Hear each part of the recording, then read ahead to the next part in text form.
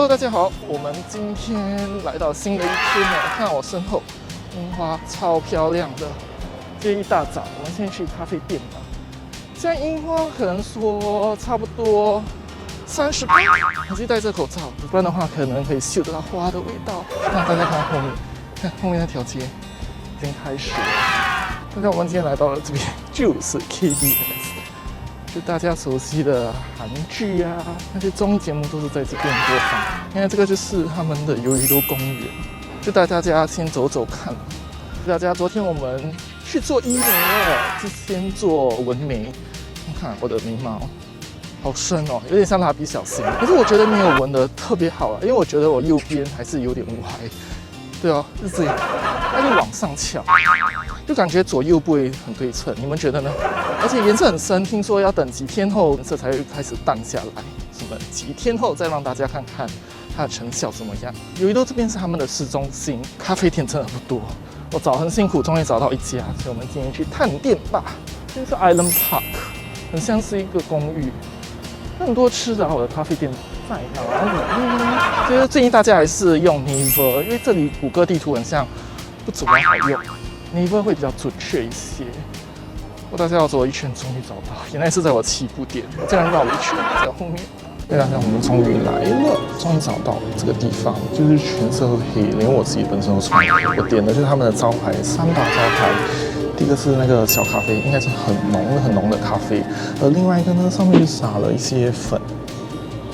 好香哦！巧克力粉有点像是饼干类的，还有另外一个就是 whisky 的布丁，这上面其实还有烤焦一点，所以感觉上就有点比较味道会比较浓一些。它的名字叫鱿鱼沟拿铁，所以就是应该是他们的招牌。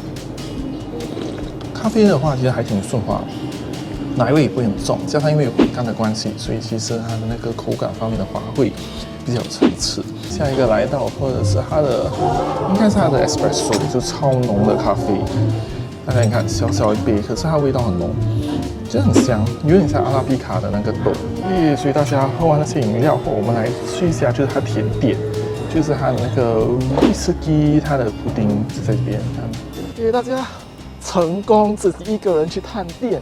真的很难，我觉得。我告诉你，真的压力很大。说中文呢，大多数都不会来，英文有些会，所以我觉得就是比较新潮的咖啡店，可能它的店员呢都会一点英文啊。虽然我是学了1年的韩文，可是因为平时真的很少用，所以觉得要用的时候真的有困难。可是这一间还好，是因为它是用机器点餐，只要按照它的图片就可以点。而且建议大家一定要带信用卡来。这次来了韩国之后，就有很多地方其实开始都不收现金了。那种新潮的那些咖啡店已经开始走向用卡了。而且这次我用的是 U-Trip 卡，其实我觉得它的汇率其实比我在新加坡换钱还来得好一些。原本我们是住这一区，是因为我们就想要看樱花，可是今年樱花有点大delay。原本说是在首尔应该是3月31号就开，从3月31号就整个延迟到4月2号，之后就再延迟到4月9号。那饱真的很饱，吃了2个甜点，2杯咖啡。那我们来到了这边超多咖啡店的，先去看看吧。大家，我们现在来到了弘大另外一间咖啡店，这家其实还挺漂亮的，就是你看它的那个天花板是以波浪形为主，它的家具大量都采用了木质，地方不大，大概可以坐上了12到15个人吧。主要还是以咖啡还有甜点为主，所以我们点的就是它的提拉米苏，还有它的一些糕点。大家我们现在看到了超多的樱花树在这边，吃饱饱来这边附近散步哇。好多人遛狗。所以大家，我们现在来到了最喜欢吃的这家中式韩式料理店，它叫做马氏China。之前我来韩国已经吃过了，所以大家想看到这影片可以点右上角。那么最出名的，其实我觉得就是他们家的那个炸酱面。这次我们点的是不一样的，像是门布沙，它算是面包加虾，简直是虾球面包，再经过去炸。耶，炸酱面到了，超爱。对，就 Ulingi， 就是它的炸鸡上面就放了一堆菜，还有过啥，看到吗？就是炸面包加上虾，好脆哦！它外皮比较酥脆，因为它里面可以偏肥嫩，因为它分量也还挺慷慨。就是面包跟虾的比例差不多是1:1。